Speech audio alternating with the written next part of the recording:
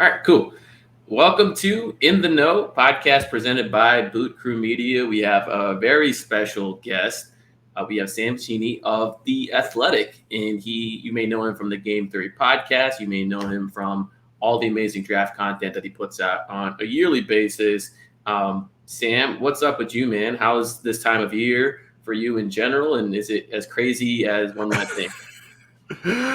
It is. It's even crazier than what you would anticipate. You've got 45 things burning in the fire at once. I'm trying to find my little schedule that I have every week. I have like a schedule checklist where I knock everything off. It's literally like a full notebook page for this week already of things that have been crossed off, unfortunately. So we're getting to that point where I'm ready to be past it a little bit. But this week with the combine, with the lottery, it kind of reinvigorated it a little bit because it gave us new things to talk about. It gave us new things to not new things, but like things to think about in a different way because we now have a draft order. We now have just slightly more information than what we had previously on these prospects. So it's a really exciting time to look into this 2022 NBA draft. Yeah, for sure. I was gonna say did you typically attend the combine when you were here? And if you didn't, does it change anything materially for you being overseas, being in Australia? Great question. I would say yes. I always attended the combine first and foremost. Does it change anything materially in terms of the way that I evaluate prospects? No, I don't find the combine, like the 5-on-5 stuff, is nice. It's good to see guys get up and down against high level length and athleticism, not necessarily NBA level, but higher than what you would see in a college game typically with NBA level spacing as well. But if you're putting a ton of stock into these combine games where you're like throwing out all of what you've seen this year because Terquavion Smith dropped 17 points, in a half of a combine game or whatever he had today, I just think that that's kind of silly personally. I think that you should be relying on the tape at the end of the day. And I think that's the easiest way to go about it. There are numbers that you can look at. There are results that you can look at, certainly. The tape doesn't lie, though, for the most part. You just have to know how to contextualize the tape. And I certainly don't think I'm an expert at that by any stretch, but I think that, we all try our best to figure out the ways that these players are going to translate to the next level. So what you're saying is to pump the brakes on the Kenny Lofton Jr. as a lottery pick trade. Oh man, I would love nothing more than if Kenny Lofton plays in the NBA. What a fun player. Like he's clearly put in so much work on his frame. Like you guys being down there, you probably saw him at Louisiana Tech. I mean, he was hefty, let's go with, by the end of the season, by midseason this year. And he's not that. Like he looks pretty svelte. The shot looks pretty good. I've enjoyed what I've seen in the tape that I've seen of him this week. Yeah, I hope some team gives him a chance, whether it's in the second round or two-way or something like that. That'd be really fun to watch. We're going to transition more into the Pelican side of things. So the Pelicans now in the first round have the 8th pick. They didn't move up. They didn't move down. It's a little bit of an interesting spot to be. Just in general, I guess my first question to you about that space is, do you feel like there's a clear stratification? I mean, I think in my opinion, there's a clear top 4. And then I think there's a 5th guy in Shaedon Sharpe who teams should absolutely take a chance on. But beyond that, I feel like it gets dicey. And I think things are up in the air. And I was wondering where you're at. And how big of a range do you feel like is fair to say, like, okay, these guys might be a little bit interchangeable? Yeah, good question. I would say that the range from 6, so it's hard because Keegan Murray and Ben Mathurin are relatively safer prospects, I think. They both shoot really well. They're both very productive college players. They have some defensive questions. Ben is not really a second and third effort guy, or at least wasn't at Arizona, and needs to consistently work on that end of the court and needs to tighten up his closeouts and do everything like that. Keegan just has some questions in terms of lateral quickness that he needs to improve on. But for the most part, I feel pretty good about those guys being starter quality players in the NBA. I don't know that they have the highest upside, though, of this next group. So, like, you have your Jeremy Sohans, you have your AJ Griffins, you have your Dyson Danielses, you have your, I'm trying to think off the top of my head here, guys like that I think you can make a case may have higher upside than that twosome of players, but is it worth taking them over that, given the expected value question of, they're a little bit farther off. They're not necessarily as much of sure things. Jeremy Sohan, for instance, has a significant question in regard to the shot. AJ Griffin has significant defensive questions. I think that there are just a number of different factors that teams are going to have to consider here. And, the Pelicans, though, should feel very good about their situation, given the fact that this is a front office that absolutely unequivocally nailed the evaluation process last year in the 2021 draft cycle, between hitting Trey Murphy, who is and remains one of my favorite prospects in that class, Herb Jones, who is and remains one of my favorite prospects in that draft class, and Jose Alvarado, who I was not at all a fan of in last year's draft. I did not see that at all. I thought he was going to end up over here in Australia playing in the NBL, in like a Peyton Siva kind of situation, but absolutely unequivocally proved me wrong in every way. He is a phenomenal defensive guard who really gets his teammates involved and just seems like a blast to have on the team and seems like a blast to play with. Yeah. Mason, I was going to segue into, since he brought up Trey and Herb, I was going to saving this question for later, but I feel like it's such a nice transition. I was listening to your spot with Seth Partnow on the call-in, and previously, you've talked about how this draft class at this time is perhaps not as strong as the previous one, specifically at the top. But, you did a little bit of a redraft at the end of the year. I think you had Trey going around 10 and Herb like right after that. Knowing what we know about those players, or where would you say you would take them in this draft? That's a great question and not something I've thought about. So let's think about this a little bit more. For sure. I would probably take Trey. I think Trey is a better prospect than. I think Trey's probably a better prospect than AJ Griffin. So, and I have AJ Griffin, right in that like 10, 11, 12 range right now. So I would definitely take Trey in the lottery somewhere. And are we thinking back to like what they were as prospects, or what we know about Herb now, for instance, right? Like, I had Herb as an end of the first round guy last year. Sure. In a stronger draft. I have him higher than that, obviously, now. Where, how do we want to think about this? And going into the draft, or what we know about Herb now? I would say what we know about Herb now. Okay. What we know about Herb now, similar boat. Like, I really like Dyson Daniels in this class. Dyson has a fairly similar prospect profile. I love the defensive energy. I love the passing ability. Has some shot questions, and I still worry about Herb in that regard. I worry about offensive impact with Herb, which is why I actually would still take Trey over Herb long-term if we're trying to like come up with a value perspective of what their long-term career will look like. Yeah.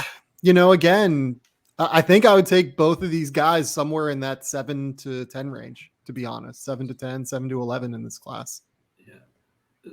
So I think that particularly is a good segue in itself to something that Schmidt and I were talking about a little bit before the podcast, which was really the kind of difference in value across from that kind of first tier that you mentioned to the second tier of players. And so, you heard a little bit about Houston potentially considering moving out of that third pick. You always want to give Sacramento a call, because why not, right? And so I guess, your perspective, not necessarily, what asset-wise, what you think it would cost, what would you, how much more value would you put on like the third or fourth pick versus where the Pelicans are already?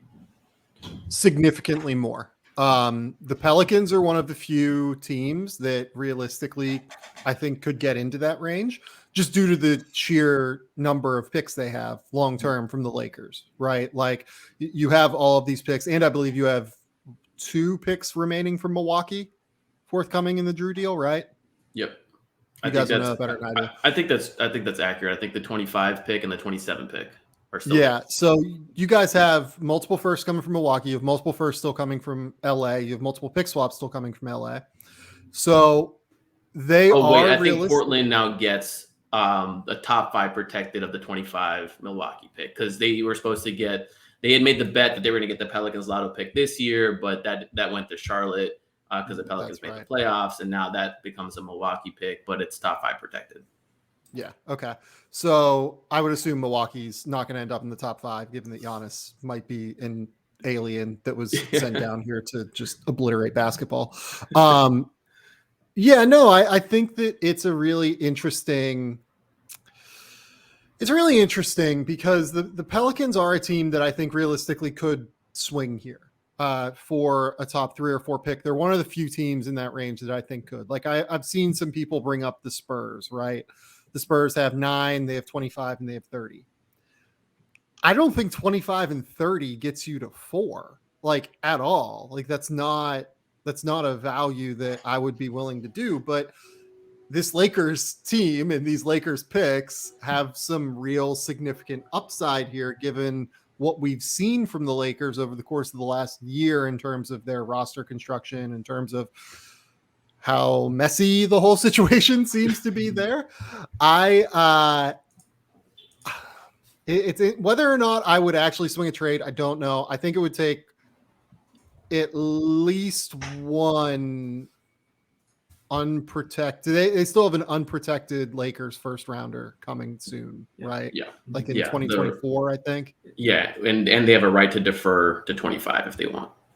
Yeah. So I think it would probably take that pick and maybe something else into the future to be able to get number 4.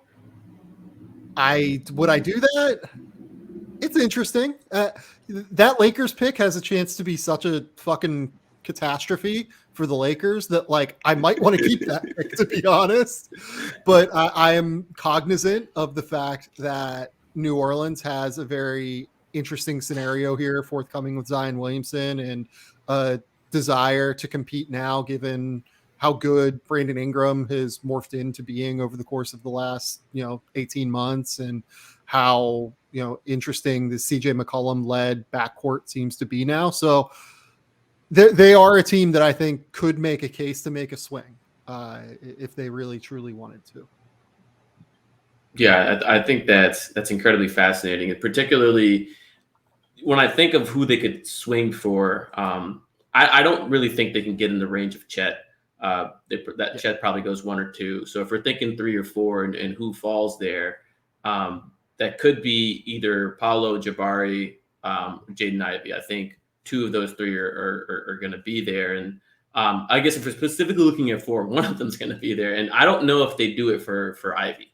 But I think if Jabari was there, I think they'd be more inclined to. It's fascinating because when you look at how the Pelicans are now choosing to build around Zion and Brandon Ingram and sort of the core they have, they've brought in versatile defensive players. They brought in Herb Jones, they brought in Trey Murphy, Larry Nance was acquired, and in the playoffs, Jonas Valanciunas has been great as a starter and stuff, but you would see they would close games with Larry. And I think the idea behind Jackson Hayes was also like, hey, maybe this guy can develop into someone that can switch on to multiple positions and give us something offensively. And some of that's shown, some of that's borne fruit, but some of it hasn't. It's been kind of up and down. I wish he gave the Pelicans a little bit more offensively, particularly from a shooting perspective. But I have been impressed by his ability to kind of stay out in the perimeter when he needs to.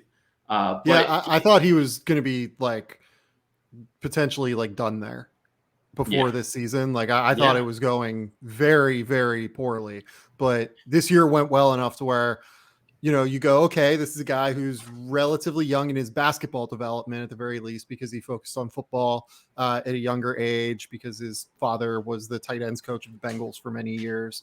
And you can see a world where, because he had the late growth spurt, because he focused on basketball a little bit later, maybe it'll come along at some point. But yeah, I really thought coming into the year this was going to be bad for Jackson, and it didn't. Like, it turned out okay by the midseason point. He just seems like such a classic second draft guy. Yeah. Like he finds, maybe he finds some team that is able to deploy him a little better. He's taken, he's had some time in the league, and maybe he's developed his shot a little bit and finds his stride. I think, it'd be interesting to see what happens with him. But I think, do you guys buy the shot with Jackson? Because I don't. I just need to see that volume. I think, if they commit to letting him shoot 5 threes a game, or if a team commits to do that, and if he can hit around 34%, I think that's valuable. That's what Miles Turner does. Yeah. And so I think that's got to be the approach for him moving forward. Otherwise, there's going to be very limited fits for him, particularly teams that have guards who can play really well in the pick and roll and can utilize him as a play finisher. But then you get to asking, like, can we bring in other players who are just better than him at other areas in that same role? So I think he's got to separate himself with his shooting. Right, Mason? Yeah. I agree. I've learned not to be able. I can't guess at any big and what they're going to be able to do 3-point shooting wise. I mean, you look at Brook Lopez. I mean, who saw it coming? So yeah, I don't know. And I think it's particularly interesting. So kind of merging both points together. The reason I even brought up should we trade up is because the Pelicans they don't have a lot of roster spots, and this kind of get into some of the other questions we may ask you around like the first, second round picks. Is that Tony Snell, I think, is only free agent, and then you're going to replace that slot with the 8th pick or whoever you take in the top 10, and then if you want to add anyone else, it's a two-way, or you've got a clear roster spot. And so I think that's kind of the interesting point for me is what do you think the Pelicans might do here, given the roster crunch that they were really looking at? It's so hard to say with the Pelicans because so much of it is tied to the big fucking looming question that is Zion Williamson. So much of their roster trajectory, so much of the franchise trajectory even is so tied to this 300-pound behemoth that averaged 27 points and like 11 rebounds as a second-year player or whatever the fuck it was, right? Like, he was unbelievable. And he looks like, a top 10 player in the league at some point.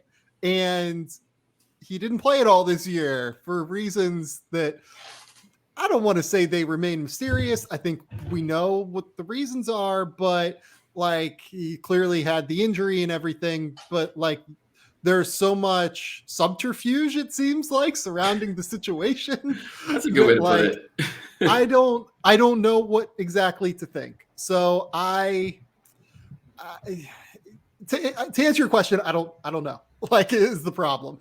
And I think it would be easier to know if we had a better inclination of where things were heading with Zion in terms of like, should they be building for the now? Should they be building for later? I think they're building for now almost regardless. Like the idea that,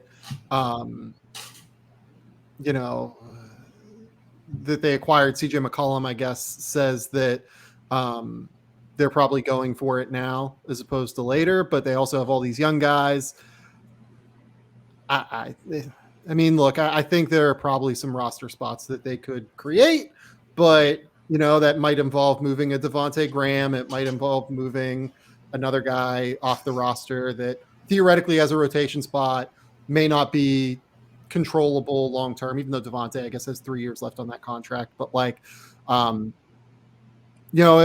deal. I think you can move contracts in the offseason in a way that makes sense if you really want to open a roster spot. Yeah, I agree with that. And I think, for the past 3 years, Griff has kind of tried to thread this needle between being competitive and bringing in vets who can kind of assist Brandon Ingram, assist Zion, help them learn the ropes of the league and help the young players learn, while also picking, young players who can contribute and perhaps grow into stuff. They drafted Kyra, they drafted. I think Kyra was a little bit of a like, let's go for the upside, because he wasn't necessarily someone going to contribute day one, and they drafted Hayes with the same mentality. Nikhil, I think, was maybe a little bit of a hybrid. Like, okay, he was a sophomore coming out of Virginia Tech, and he was a little bit more skilled. He showed some stuff in summer league, and but now Nikhil is in Utah. But what I was going to say is, you have at least 3 cost-controlled role players on rookie contracts: Herb, Jose, and Trey.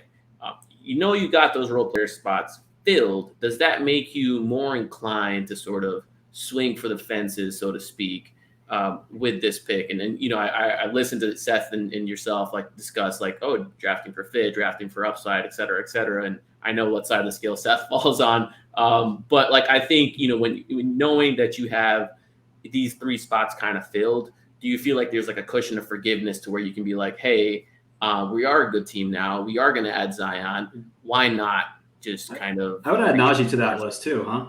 Sort of. Sure. Let's add Najee to that list. Yeah.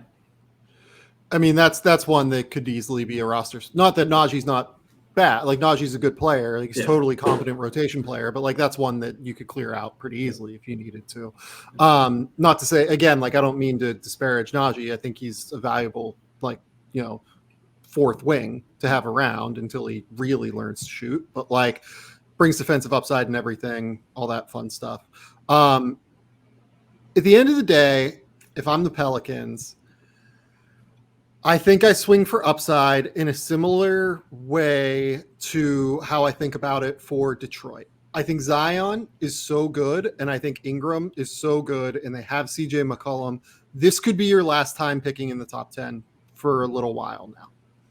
And this could be your last chance to be able to really swing for someone like this.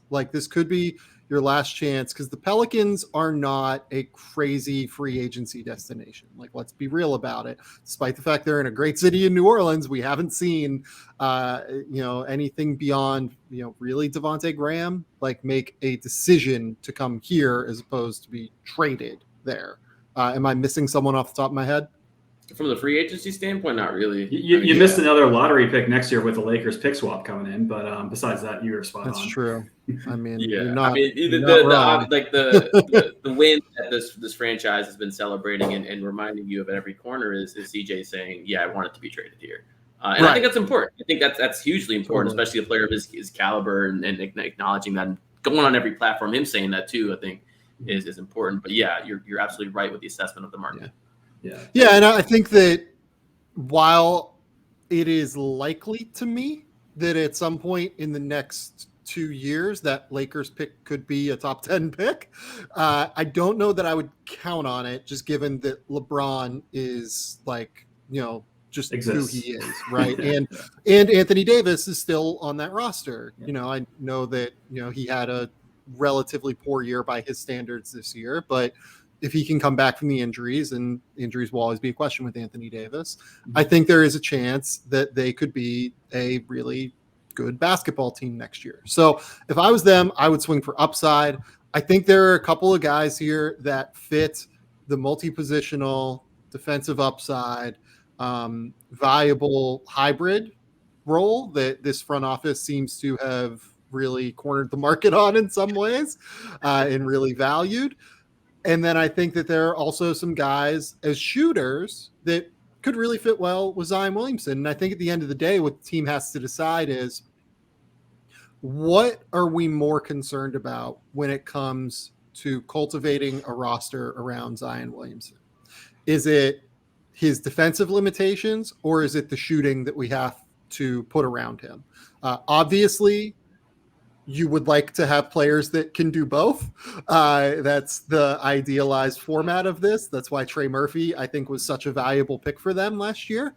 But when you're drafting, especially in this draft, right now you're kind of picking one or the other and hoping that you can develop that skill going forward, as opposed to getting a guy that can defend and shoot right now. I want to. I'm going to obviously ask who your pick. We've seen the mock, but kind of in the spirit of this conversation, wondering who who I'll be honest. I think I fucked up on the mock. Really, in terms of what I did. I was going to say that the how this team. I'll also let you go. I want to hear more about this. So I can't remember who I put on the athletic mock, to be honest. I think that I took AJ Griffin in the game theory mock that I did with Penny, if I remember correctly. I don't think I would take AJ Griffin for them if I was drafting. I worry way too. What? I wouldn't either. I haven't been big on AJ. I think I'm not convinced his I think his like main selling point, he's an absolutely elite shooter.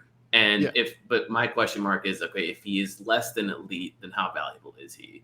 And if that shot is worse than less than elite, then what else does he do at the NBA level? And you're right, the defensive concerns are a little bit sketchy too. Yeah, I think he's maybe the worst defender in the first round in terms of what is actually on the tape.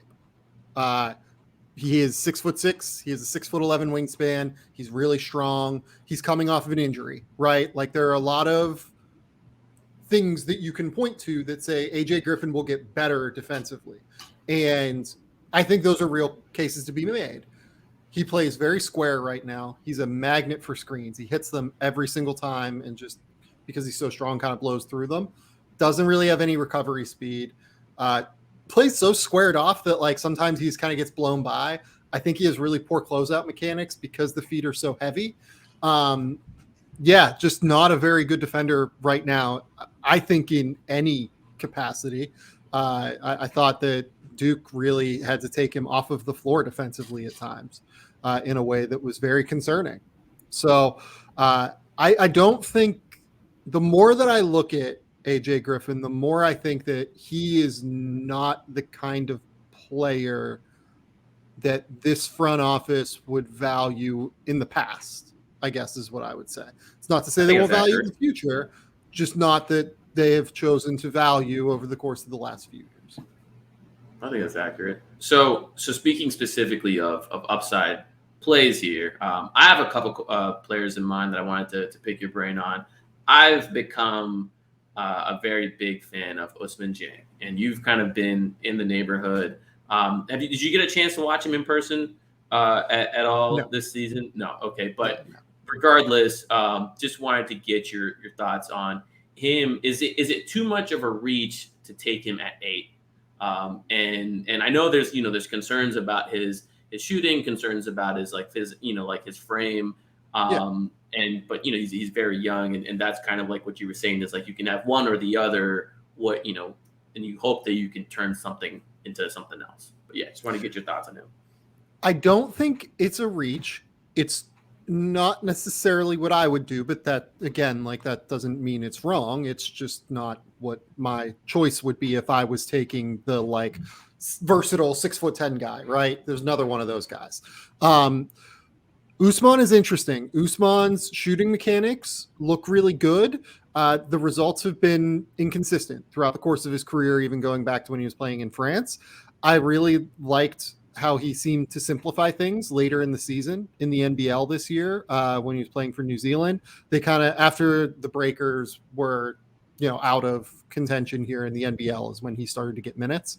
And he ran with those minutes. I thought he was very successful. I think over his last 13 games, he averaged I think it was maybe 12 points on maybe it was 49, 36 in 80 or something like that. So efficient player. I thought that he did better defensively than what you would expect from an 18-year-old playing in a professional league over the course of those 13 games.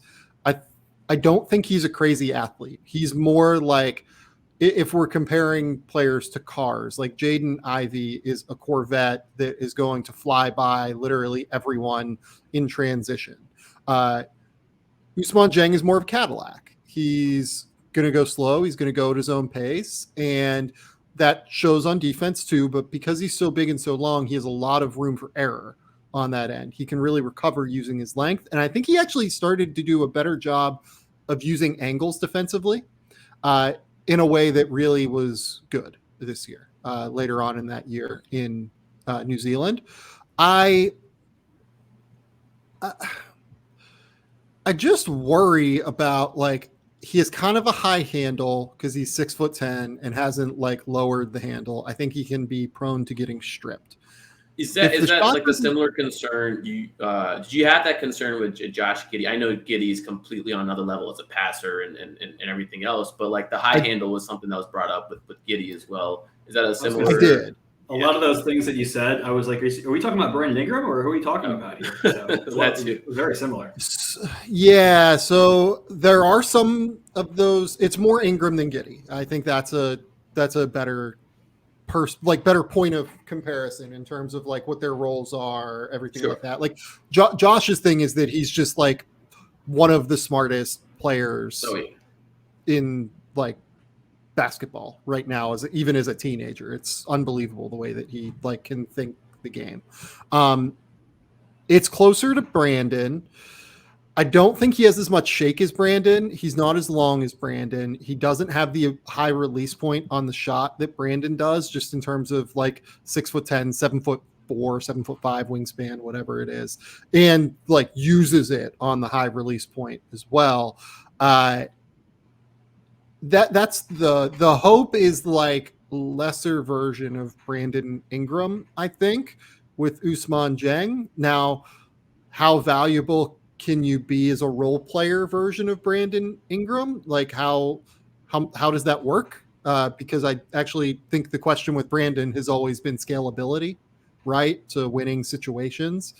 And he just ended up being so fucking good that it didn't matter, right? Like he's unbelievable. I think that Brandon's going to be a top 12 player in the NBA at some point. Like the level to which I think he is the most underrated player in the NBA is real.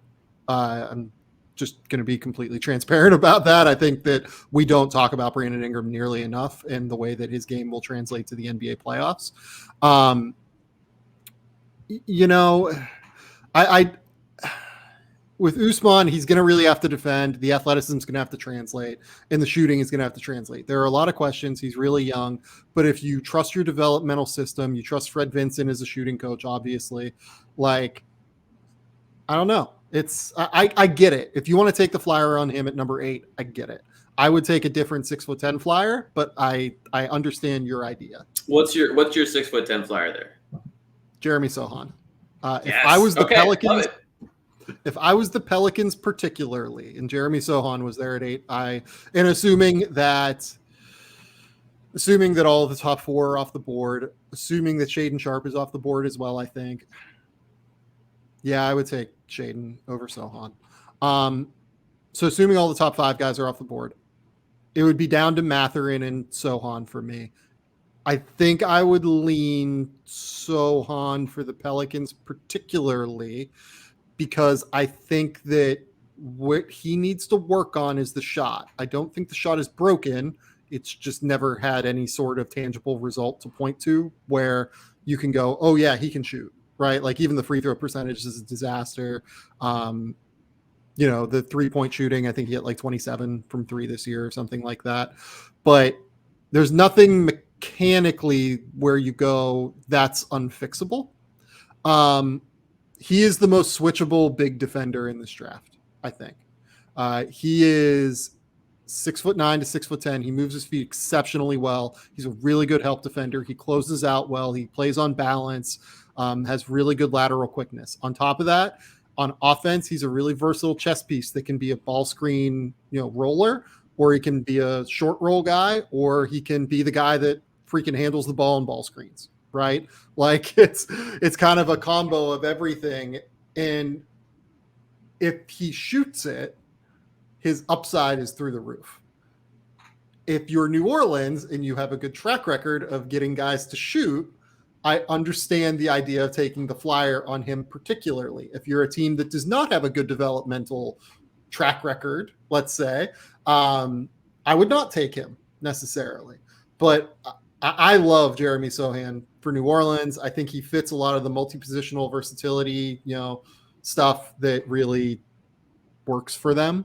And his one weakness is something that New Orleans has had relative success in the past with Fred Vincent as a shooting coach fixing. I keep telling Pelicans fans that if you love Herb Jones' defensive tenacity and motor, imagine having an 18-year-old who can also do some of those things and plays at that like competitive intensity on the defensive end. And I'm all in. I think for my cluster of guys for the 8 pick, my like ranking was Sochan, Jang, Mathurin. They're like very clustered, and then it was Dyson Daniels was my other guy. And I love Dyson as well. Dyson, I think goes somewhere in the top 10. He is 6'7.5", 6'10" wingspan, incredible quickness. What he reminds me of is, it's funny, that I'm talking to you guys just because Josh Hart was there for a little while. Like Dyson Daniels reminds me of a Villanova guard that is bigger than Josh Hart. I think he's a little bit better defensively than Josh Hart, but has similar offensive kind of properties to Josh in the way that he plays off of 2 feet, the way he can like sort of kind of actually play out of ball screens and attack closeouts, despite the fact that like you don't expect it to work, but it does. Yeah. Like he's just so tough and so physical that he makes it work. Right. Dyson like is a little, yeah, go ahead. I was gonna say, it's like he has the half court game of Josh Hart and the full court game of Lonzo. And it's like if you took those 2 ex-Pelicans together and you're like, because like I watch him hit these hit-ahead passes and outlets, and I'm like, this guy is unbelievable in the open court. And then he plays, like you said, off the 2 feet and like little kind of physical style. So it's intriguing. Another guy whose shots just like, can fix it. Yeah. I don't know. It's going to be a maker. Fix it, please. Yeah. So Dyson is a guy that, again, I would have ahead of Usman Jang personally. I think that he would probably be my 3rd guy for them. Like, I think for me, it would go Sochan, Mathurin, Dyson if you made me kind of rank them. I think all of them would be really great additions to the Pelicans. Dyson, for me, it's hard to imagine a better fit in the backcourt for CJ McCollum than Dyson, because Dyson's passing ability, his switchability defensively, just the overall intelligence level he plays with, I think that would mesh really, really well with CJ. Really, really well. I did want to spend a little bit of time on Mathurin. We've kind of glossed over him, but he does seem like a very likely pick, at least of someone available in that spot. Where do you see his offensive ceiling? And is it like I've talked to a couple people? I'm like, okay, well, if he just turns into, let's say, a Tim Hardaway Jr. on offense, is that a disappointing outcome? I don't think so. Not at number 8. If you're taking him at number 8, I don't think that's disappointing for this draft particularly. If you did that in last draft, you might feel a little bit disappointed. But in this one, I think that that's probably about what the expected outcome you could hope for. I think he is a little bit more than Tim, personally. I think that he's way more athletic than Tim was. Oh, yeah. I think he's a little bit better of a passer than what Tim was coming out of Michigan. Where Ben is so young in his basketball development, he, is from Montreal, didn't get like super high level coaching until he was in his teens. I think that we might be underrating the upside of Ben. Like he's still a teenager for, I think, like a week or so. Mm-hmm. I think he turns 20 at some point in May, if I remember correctly. He's really good. Like he's a teenager in the Pac-12 that averaged like 20 points, 6 rebounds, 3 assists. Offensively, like playing off the catch, he has a nice little jump stop floater game. He can obviously finish above the rim. He needs to improve just some little technical footwork stuff in terms of his below the rim finishing package, but I don't think he's uncomfortable doing it. I think that we might actually be underrating Ben's upside a little bit, just based on the idea of he was pigeonholed so early as like this 3-and-D guy. Sure. I actually don't think he's that. Like I think his defensive game actually needs quite a bit of work. It needs work technically, though. Like, he has flashes of being able to get around screens and like getting skinny when he needs to. And then there are flashes of him, getting caught on a screen. And then he was the king of like the, try and poke from behind to get a steal move this year, which was enormously frustrating. You'll have Jose real well then. Yeah, right. Like, it's Jose will be like, "What are you doing?" Like, I do this when I'm like 75 feet away from the rim. You're doing it 20 feet away from the rim. Why are you doing this? You're also like 7 inches bigger than me and can jump 10 feet higher. Yeah, but I like Ben quite a bit. I think that in general, his upside might be getting a little bit underrated when considering guys in this class. I like him a little bit more than I like Keegan Murray. I like him a little bit more in a vacuum than Jeremy Sochan, with Pelicans' specific situation where they have such a good track record of shooting development. I like Sochan a little bit more, but I would say for 27 other teams, I actually have been number 6 on my board. I really like him. The Pelicans are just kind of a different beast, obviously, though. I know we got to get you out of here soon. I have one. We haven't talked much about the second round. The Pelicans have 2 second-round picks. The Pelicans just had a second-round pick that landed really well. Who's the guy that you see? Not this year's Herb Jones, but who's the guy in the second round who you like most to like be a top 10, be an all-rookie team type guy? Because I'm sure Pelicans fans will look at their 2 picks and say, well, can we package them? Can we move up to an earlier second-round pick and maybe target someone else? And so any guy that comes to mind for you as that guy? So I don't think there's a Herb this year. And the reason I say that is most of and by Herb, I mean like rookie year impact guy. Okay. The reason I say that is that most of the interesting guys late first, bottom of the second round are more project-y freshman types. College basketball this year was more big man centric than what we've seen in the last few years. A lot of the best players were like bigs, right?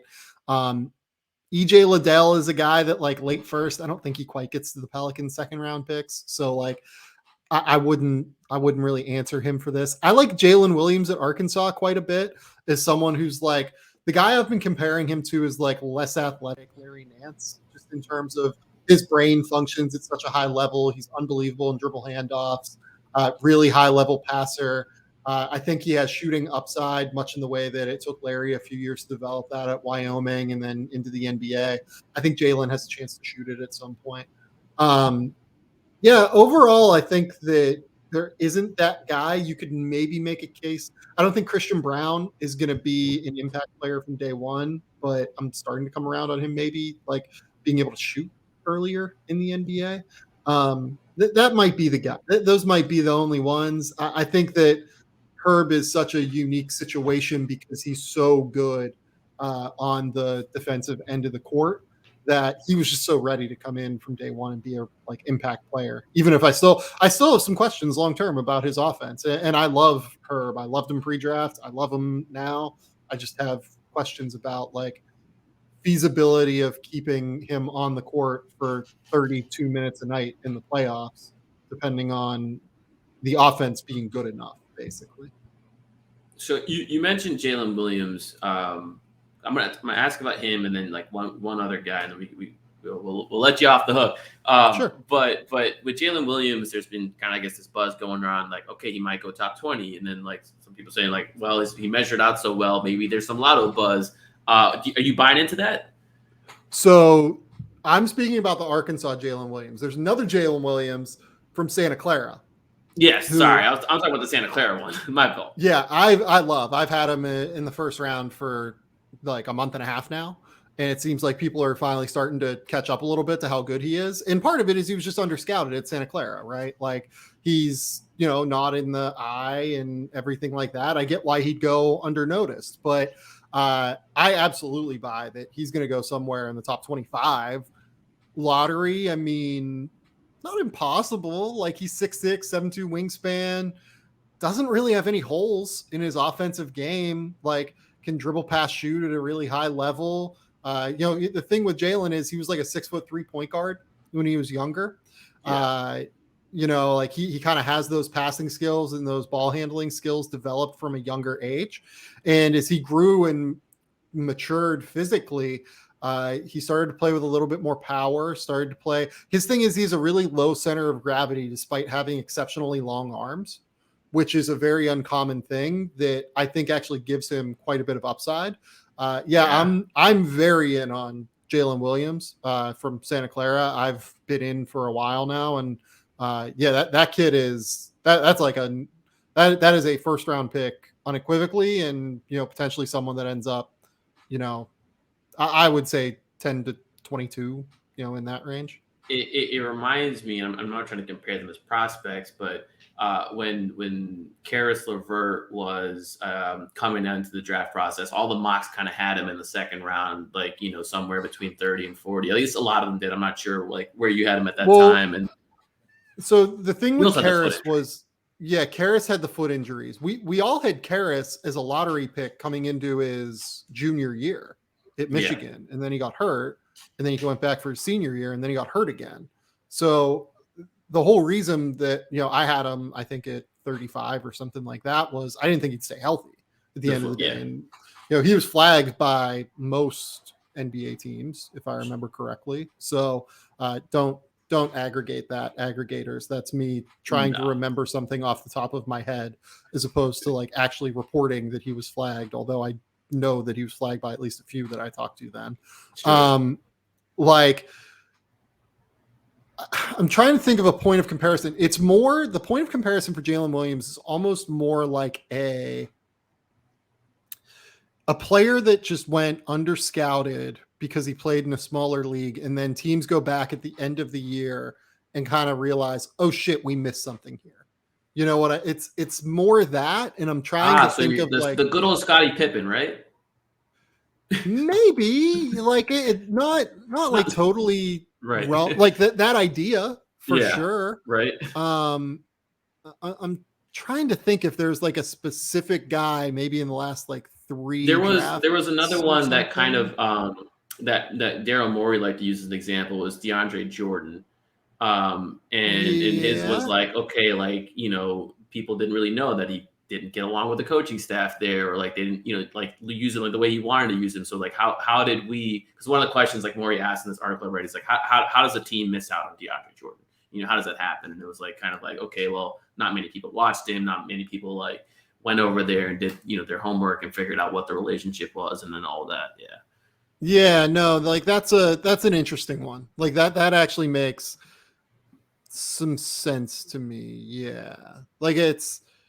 DeAndre is weird because he was like a 5-star prospect though, like coming into Texas A&M. So like I'm really trying to rack my brain of like hidden guy that like pops up from mid-major school. Like my initial reaction was CJ McCollum, but it's not really that because CJ had the big moment in the NCAA tournament. I don't really have the guy off the top of my head, to be honest. That's cool. It's a strange one. It's a strange phenomenon. Yeah, he's definitely an interesting prospect for me, especially if the Pelicans consider trading back in any capacity and they feel like they can get some assets while they're doing it. But the last guy I wanted to ask you about, and it's a very quick question: buying or selling on David Roddy? Selling. I don't think he can defend at the next level. Okay. I love nothing more than these guys with unconventional stories and unconventional body types, like figuring it out. I just don't think it's an accident that Colorado State's defense has actually been like kind of a nightmare the last couple of years, even though they've been very competitive, in large part because of David Roddy's incredible offensive skill. I just really worry about who he defends at the next level. I'm just not sure. That's totally fair. Yeah, I would put him at 4s and maybe small ball 5s, but even then, that's a very situational player. But I really like his offensive game. I think he's such a smart player, and I think he just will find a way to like make it work. But you're right, the defensive concerns require particular team context too. Yeah, and like I get the appeal. I'm not immune to the idea of David Roddy as an NBA player. Like or inured, maybe, I guess, not immune. like I'm not totally out on it. I just, with what I personally value, I value more athleticism, switchability, multi-positional versatility. I think that you can see that by the way I talk throughout this podcast about guys like Jeremy Sohan. Ben Matherin's a good athlete that can defend multiple positions in theory if he improves his skills and fundamentals defensively. Dyson Daniels is another one that I really like. So those are the kind of guys that I tend to value more than others. But it could be one of those things where Roddy is a blind spot for me, and I'm totally willing to admit that. For sure. Well, I think that's it from our end. We appreciate your time. Thanks for coming on. We're gonna do a quick word to our sponsors, DraftKings. You don't have to stick around for that if you don't want. Totally up to you. But yeah, man, appreciate you hanging with us. Yeah, of course, guys. Feel free to reach out anytime. I don't know if I'll have time to do it before the draft necessarily again, but sometime after the draft, I'm happy to do it again. For sure. Awesome. Thanks, Sam. Thanks so much. Yeah, great to see you guys. All right. Well, that was Sam Vecenie of The Athletic. And as always, this podcast was brought to you by DraftKings. It is major time in Tulsa, golf second major this year. We have a really cool promotion for new customers. Don't miss out on all the action this week on DraftKings. Download the DraftKings Sportsbook app today. Use the code BOOT at sign up. Bet $5 on the golf second major and get $100 in free bets no matter what. That's $5 and $100 in free bets. The promo code is BOOT, BOOT, and it's only at DraftKings Sportsbook. Minimum age and eligibility restrictions apply. If you or someone you know has a gambling problem, crisis counseling and referral services can be accessed by calling 1-800-GAMBLER. That's 1-800-426-2537. So shout out DraftKings. Appreciate y'all. And thank you for listening.